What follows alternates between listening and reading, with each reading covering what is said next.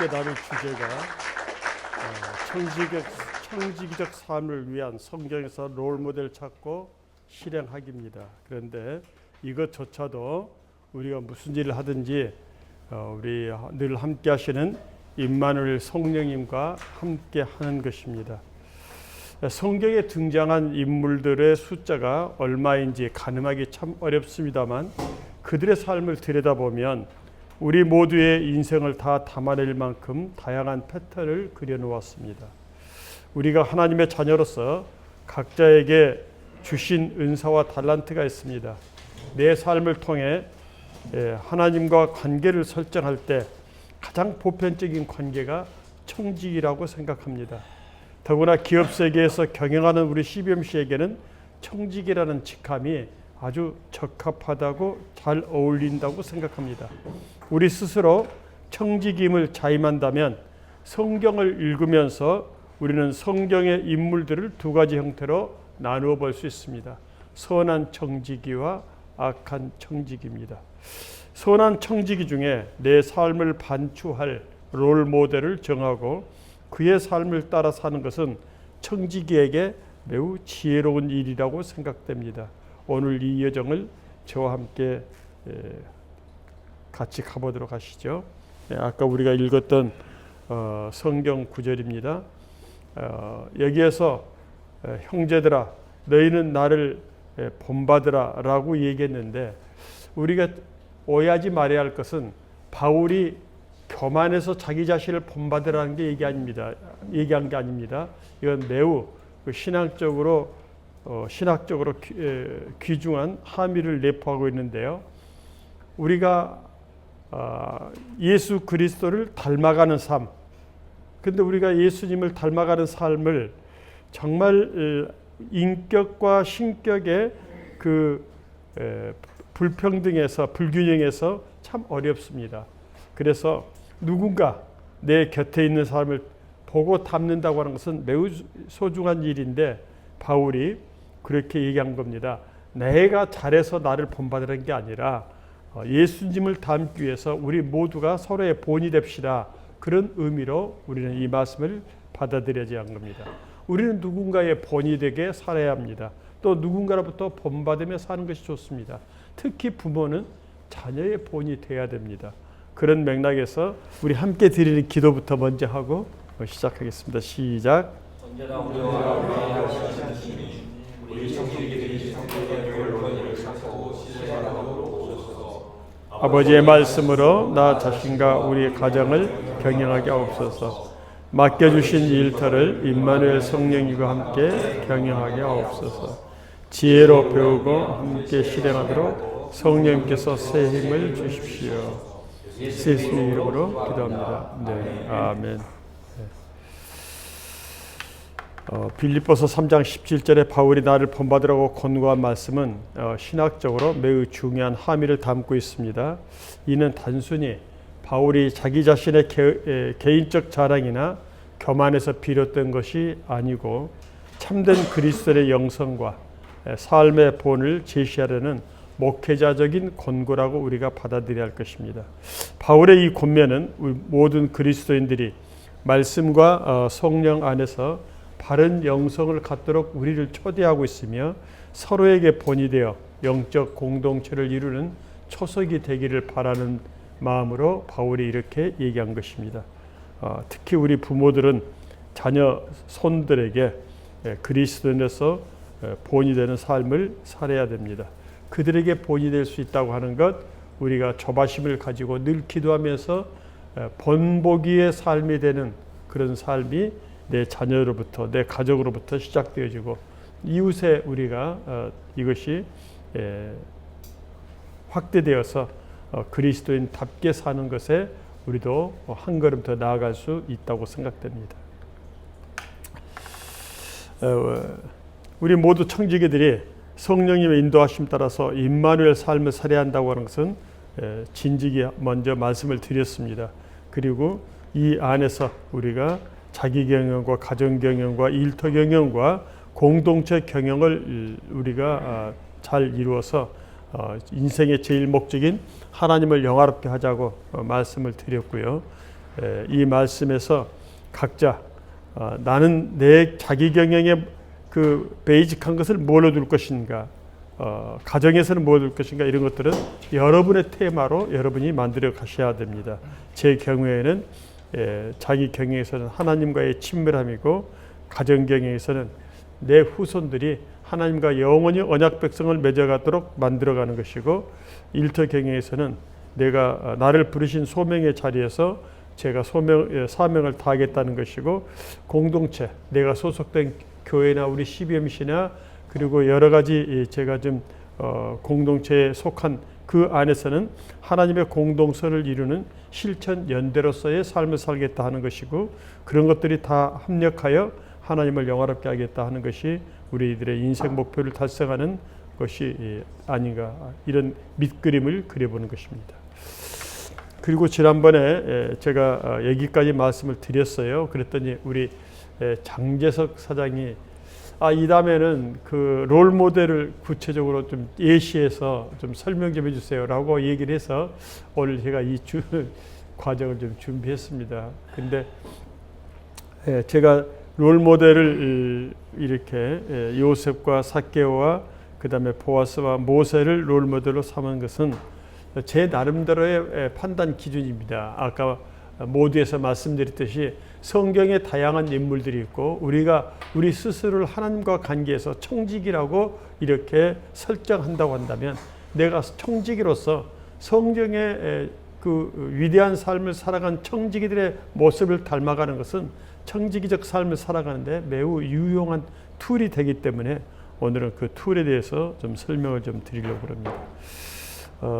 자기 경영에 대해서는 앞서 말씀드린 대로 하나님과 친밀함이고, 그 다음에 머터로서는 내게 주신 달란트를 갑절로 남겨서 언젠가 우리들의 삶을 실적을 평가하신 날에 잘했다 칭찬받는 그런 평가를 받고 싶다는 것이고, 그 다음에 누군가의 삶의 모델링이 된다고 한다면 우리 교회의 표와 같이 예배가 삶이 되고 삶이 예배가 되는 그런 모습이 되었으면 좋겠다, 바람입니다. 뭐 제가 그렇게 이루었다는 것도 아니고요.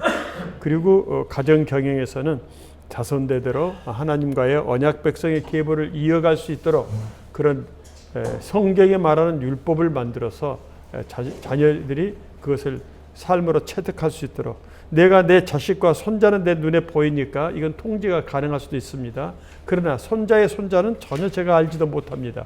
그럼에도 불구하고 아브라함이 하나님과 창세기 17장 7절에서 너와 내 자손 대대로 나와 하나님의 관계를 맺으라고 할 때 이 아브라함이 거기에 동의합니다.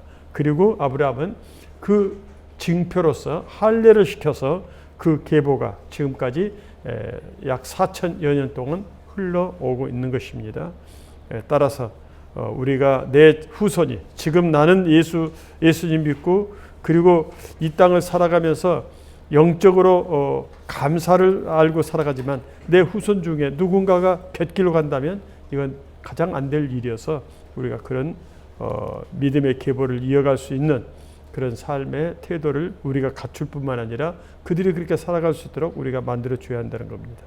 두 번째는 가정도 하나의 교회인데, 가정교회인데 가정교회에서 제사장 모습으로 살아가자. 그리고 모델링으로서는 가정의 모델이 되고 모델되는 가정을 하기 위해서 제가 가델 사역을 좀 했습니다마는, 어쨌든 우리가 이런 가정의 모델이 돼서 이웃에게 우리의 선한 모습을, 선한 영향력을 우리가 끼쳐야겠다 하는 것입니다. 일터 경영에 대해서는 소명의 자리에서 사명을 잘 감당하는 것과 일터 공동체를 성경적으로 경영하기 위해서 성경 포럼 팀을 우리 CBMC에서 만들고 보급도 했습니다. 그리고 지금도 부족하지만 말씀으로 경영하려고 노력을 하고 있습니다. 일터의 주인은 하나님이십니다. 우리가 교회의 주인도 하나님이시고 가정교회라고 할 때 가정교회의 주인도 하나님이신데, 일터교회라고 할 때 일터교회의 주인도 하나님이 주권을 가지고 계십니다. 그래서 지금 현재 개인 사업자로 있는 것이 저는 우리나라 상법상 하나님을 일터교회의 주인 되게 하심에 가장 적합하다고 생각합니다. 이미 주식회사로 바꿨다고 한다면 그 주주가 일터의 주인 되지 아니하도록 우리가 기도하면서 엮어가야 할 것입니다. 주식회사가 마치 이 세상의 그 기업의 표준처럼 생각하지만 우리가 이 성경적 경영 차원에서 보면은 회사의 주인이 주주가 되고 그 주주가 모든 의사결정을 하고 이것은 마땅치 않다 이렇게 좀 보고 있습니다. 공동체 경영입니다. 함께 사랑을 나누는 그런 이웃들이 우리 공동체들입니다. 교회도 바로 사랑을 함께 나누는 내 가장 가까운 이웃이죠. 이 공동체에서 하나님께서 내게 주신 달란트, 전문 영역이 있습니다. 내게 주신 그 전문 영역을 청직인 삶으로 공동체를 섬겨야 되고 그 다음에 공동체는 반드시 창발하는 것이 공동체의 특성이기 때문에 창발에 대해서 여러분에게 누누이 말씀을 드렸습니다. 창발의 대표적인 현상은 아프리카 흰개미를 여러분에게 예로 들면서 그 흰개미가 비록 몸체는 2mm, 3mm에 불과하지만 6m, 7m짜리 타워를 세우고 그렇게 사는 것을 말씀드렸듯이 우리는 우리 공동체가 창발해야 합니다. 개미의 개체 속에는 그런 빌딩을 짓고 살 수 있는 역량이나 능력이 없지만 그러나 공동체로 모이면 그런 미물도 이와 같이 위대한 일을 할 수 있는 것처럼 우리의 공동체들이 창발하도록 우리는 공동체에서 늘 기도하고 도와야 할 겁니다. 이러한 그 각기 네 가지 경영 영역에 그렇게 내가 성경에서 선한 청지기로서의 롤 모델 될 사람을 선정하고 함께 나아간다고 하는 것은 우리에게 복된 일이고 지혜로운 일이다 이렇게 생각되어지는 것입니다. 그런 맥락에서 우리는 자기 경영에서 아까 제가 요셉을 했는데 요셉에 관련돼서는 오늘 지금 바로 다음이 우리 정기총회니까 이 내용을 자세히 서술했습니다. 여러분들이 좀 봐주시고요. 더구나 벤치마킹하기 쉽도록 장표를 늘렸습니다. 요셉은 어떤 사람이었느냐? 고난 속에서도 자신의 신앙과 삶의 원칙을 지키며 자기 경영에 성공한 인물로 우리가 평가할 수 있습니다. 하나님을 의지하는 삶입니다. 하나님의 주권에 대한 믿음이 요셉에게 있었습니다. 그는 그 아버지 무릎에서 철없이 살아갔던 그런 유년 시절, 그 다음에 청소년 시절을 우리가 성경에서 바라보겠는데 아니었습니다. 그는 그 아버지 무릎에서 그 아버지의 말을 들으면서 그가 정말 마음에 자기 꿈을 실현시킬 수 있는 비전을 믿음으로 갖고 있었습니다. 그래서 그는 그 비전 속에서 참 험악하죠. 17살짜리가 그 자기 나라에서 어디 가서 머슴로 사는 것도 아니고요. 말도 통하지 않고 문화도 통하지 않는 이방 땅에 가서 정말 외국인 근로자로 지금 우리나라에서 외국인 근로자들 많은 인권을 우리가 인정해주고 있습니다. 그들이 일할 수 있는 모든 환경을 잘 조성해주고 있습니다. 우리 내국인과 같은 그런 수준의 작업 환경을 그들에게 제공하고 있지만 당대에는 그렇지 않았습니다. 사고 팔았습니다. 완전히 종입니다. 그런 삶 속에서 그가 자기의 비전을 그대로 지켜가면서 나중에 하나님의 주권을 가지고 정말 이집트를 통치하고 자기 민족을 구하게 되는 그런 위대한 일을 이룰 수 있었던 것은 요셉 속에 자기 경영을 하고자 하는 그런 열정과 열망이 있었기 때문이라고 생각됩니다. 노예 생활 속에서도 또 유혹을 뿌리치는 요셉이 유혹을 뿌리치는 나이가 27, 8세밖에 안 됩니다. 그 나이에 혈기왕성한 때에 그런 유혹을 뿌리친다고 하는 거 우리가 쉽게 생각합니다. 성경의 인물이니까라고 생각할 것이 아니라 요셉의 그 마음속에 하나님을 향한 열정과 비전이 있었기 때문에 이런 일들을 했다라고 우리가 생각해야 합니다. 우리는 경영자이기 때문에 성경을 읽을 때도 전체 맥락을 경영 차원에서 읽는 게 도움이 되고요. 어떤 성경의 인물을 주목해 볼 때도 그를 CEO다, 경영자다 이런 리더십을 갖고 있다고 본다면 우리들에게 굉장히 벤치마킹할 그런 요인들이 많아진다고 볼 수 있습니다. 요셉의 삶에 그는 꿈과 비전을 계속 이루어갔고요. 그런 삶 속에서 하나님이 이 모든 것을 내 삶을 조직하고 계획하셨다는 것을 그는 그 종으로 판례갈 때부터 그 마음을 갖고 있었던 겁니다. 그래서 모든 시련을 이겨낼 수 있었고요. 자기 형제들을 만났을 때 용서할 수 있었던 것도 당신이 나를 오해하지 말라고. 하나님이 당신들보다 먼저 나를 이곳에 보낸 것은 당신들에게 하나님께서 구원의 손길을 뻗치기 위해서 하나님의 섭리라고 이렇게 얘기를 합니다. 그는 준비된 리더로서의 삶을 살았습니다.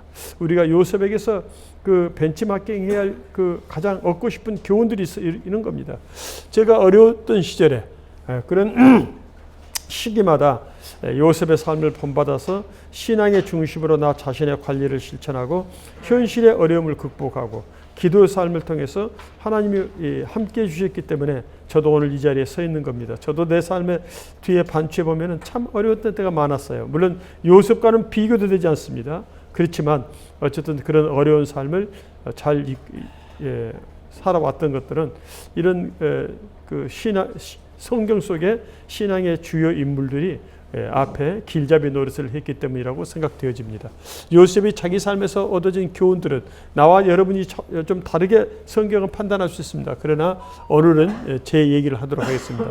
하나님을 의지하는 신앙 중심의 삶이었습니다. 성실과 책임감 있는 삶이었고요. 원칙과 도덕적 기준을 지키는 삶이었고 꿈과 비전을 포기하지 않는 태도였고요. 용서와 화를 통해서 관계를 세우는 삶이었고 미래를 대비하는 지혜로운 준비를 했던 요셉의 삶을 우리가 벤치마킹 한다면 여러분에게도 어떤 어려움이 닥쳐 요셉보다 더 어려운 일은 아니겠지만 여러 가지 어려운 환경 속에서도 요셉을 바라보고 또 우리 주님 함께 하시는 성령님과 함께 이런 인물들과 같이 우리 삶을 엮어간다고 하면은 성경의 말씀을 날줄로 이런 벤치마킹할 사람들의 삶을 시줄로 엮어가면 우리의 삶도 단단하게 엮어질 거라고 생각이 되어집니다. 두 번째는 가정 모델에 뜬금없이 우리가 삭개오를 했는데 삭개오만 아니고도 성경에서 얼마든지 가정 모델 여러분들이 읽고 좋은 가정 모델에 벤치마킹할 사람을 선정하시면 됩니다. 그리고 그 사람이 어떻게 가정에 대해서 잘 엮었는지 신학적으로 꼭 공부할 필요는 없습니다만은 그러나 성경을 읽을 때마다 그 부분에 대해서 메모하고 읽을 때마다 하나님께서 주시는 로고스의 기록된 말씀 속에서는 그런 것들이 없을 수 있습니다. 그러나 내게 들려주신 쇠마에서는 우리가 얼마든지 그 인물에 대해서 내 나름대로의 하나의 신앙을 정립해 갈 수 있을 거라고 생각됩니다. 삭개오에서 가장 중요한 게 뭐냐면 예수님을 만나고자 하는 열정과 그 예수님을 만나는 열정이 삭개오에 있었던 것이 아니라 예수님에게 더 있었습니다. 예수님은 지금 오늘 삭개오를 만나는 시간이요. 예루살렘으로 올라간 마지막 한 주간입니다. 그 한 주간 동안에 삭개오 집에서 1박 하겠다고 하는 여정을 예수님이 가지고 지금 여리고를 들어가셨고 여리고 성전 문 밖에서 맹인 한 사람을 눈에 고치시고 그 다음에 들어와서 삭개오를 만났고 삭개오가 이미 나무 위로 올라갔는데 척확히 삭개오가 있는 곳에 오셔서 올려다보시면서 삭개오씨 내려오세요. 오늘 내가 당신 집에 하루 유예도 되겠습니까? 이런 식으로 관계를 맺은 겁니다. 그러니까 예수님이 삭개오를 찾고자 하는 마음과 삭개오가 예수님을 보고자 하는 마음이 동시에 같은 시간에 일어날 때 기적이 일어났고 그는 예수님이 그 가정에 찾아가서 이 집이 구원받았다. 그 가족과 그 가정에 거하는 모든 사람들, 일꾼들, 총무, 집사들 다 이런 사람들이 삭개오와 더불어서 구원에 이르게 하는 집단 구원을 이루는 그런 모델이 되었습니다. 삭개오에 대해서는 더 생략은 하고요. 삭개오에 대해서 우리가 얻는 교훈은 회개와 변화를 통해서 가정을 영적으로 이끄는 것, 정직과 화해로 가족과 이웃을 섬기는 것, 예수님을 중심에 두고 가정을 경영하는 것, 물질을 하나님의 뜻에 따라 올바르게 사용하는 것,